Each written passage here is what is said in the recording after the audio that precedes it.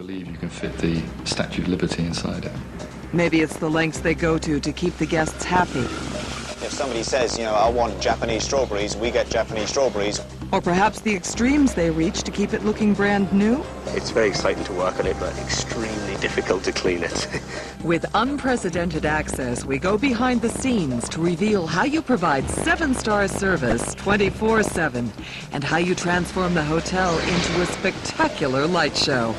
Sit back and relax as we reveal the secrets behind the world's most luxurious hotel.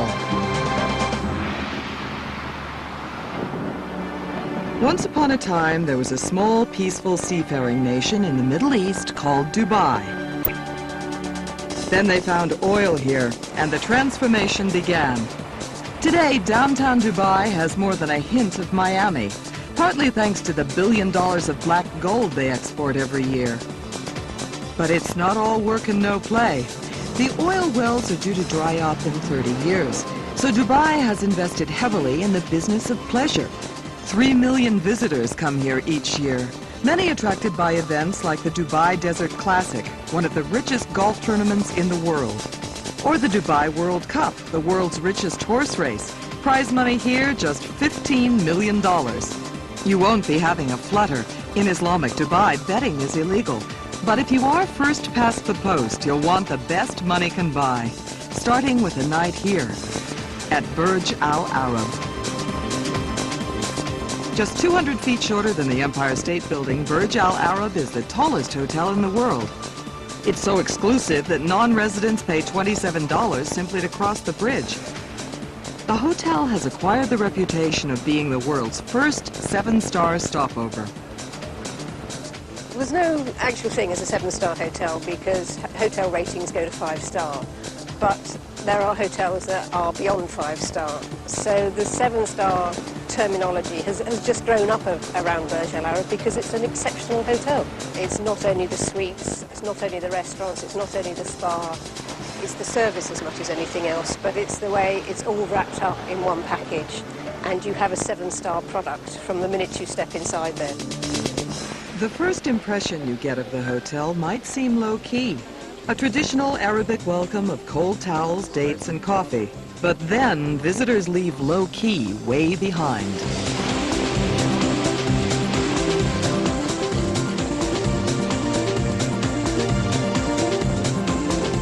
Well, my first thoughts were who designed it and how they built it, to be honest with you. It looks like inside-out pineapple. It is something to be experienced. It does take a while to sink in on it. It is so immense. But once you're in, 20 minutes later, I can stay here for life. The impact the interior makes is all down to one designer, British-based Quan Chu. We tracked her down. I wanted people, when they come in, to immediately get this wow effect. And when they leave, I want them to feel they want to come back again and again and again. The final design matches Quan Chu's original vision. As you can see, here is an artistic impression of the entry level of the hotel, where you have the nautical theme depicted in the shells of the concierge desk, as you can see, and the sofas look exactly as we've designed it. It's really quite awesome.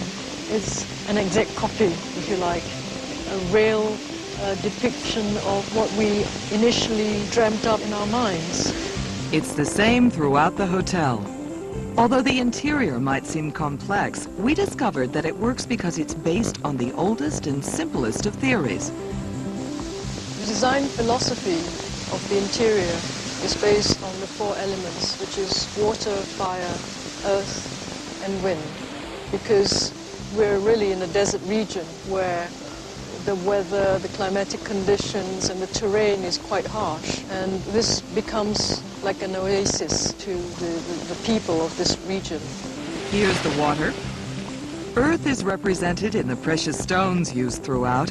And here's something most people don't realize. The marble in the bathrooms is the same stuff Michelangelo used for his famous statues. Air relates to the mist dripping down the water cascade in the foyer. And here's the fire. It's an award-winning combination. But if the interiors are based on the elemental, don't be fooled into thinking science has no part to play here. Once you get into the suite-only bedrooms, which are among the largest in the world, technology comes to the fore. The brief to us was to create a space that was state-of-the-art. And for instance, behind me you'll see a 42-inch plasma. It's operated by a remote, which operates a DVD and a CD player and all those sorts of things. But also the remote operates the curtains. It's a dream come true for most people who prefer just to come here and be couch potatoes, really. And one night here will set you back $800. There is another secret to the opulence. All that glitters at Burj al Arab is most certainly gold. In this case, 22-carat gold leaf, used on walls, pillars, and domes throughout the hotel. In the whole hotel, there's approximately 2,000 square meters of gold leaf. Approximately 25% of that is located within this ballroom. And to give you some idea, that would be about a basketball pitch full of gold leaf. Experts took just 8 weeks to complete the dome in the ballroom. They carefully glued into place each sheet of gold leaf and then brushed away the excess. If you think there's a lot of gold leaf on the ceilings and walls, just imagine how much was lost in the process. And the final cost of the hotel? Well, that is a real secret. Some say they're still doing the math. But there is another secret to 7-star luxury, and that's the personnel. There are 5 members of staff to every suite here, and with 202 suites, that's over 1,000 members of personnel, catering to your every need. Burj al Arab even provides guests with their very own personal butler, who is on call 24/7. They'll run your bath, open the champagne, even unpack your suitcase. The hotel employs 65 butlers in total, and we were allowed behind the scenes at their daily briefing. Good morning, everybody. Nice to see you in the morning. Good morning, sir. One of the most important aspects of a butler's job is presentation. Every morning, uniforms are rigorously inspected. Hairs are just right, and the shoes are well polished. This is something what you need to focus on while you're working with us. Butlers have to do their homework to ensure they're ginned up on every guest. Okay, let's run through today's arrivals. We have Mr. Jones coming in. Do you remember Mr. Jones? Mr. John Atkins, yes, I do. The last time he'd come, he was very used to having the Cohiba cigar. Right, I have it right here, so if you want to pick that up while you're going up, so please place that prior to the arrival in his suite. Perfect, I'll do that. And he was also requesting for a US today. I have organized that as well through the concierge, so you will receive it on your respective floor. Perfect. And we can reveal the rules by which these guys operate. First one is greet the guest before the guest greets you. The second one is never say no to the guest.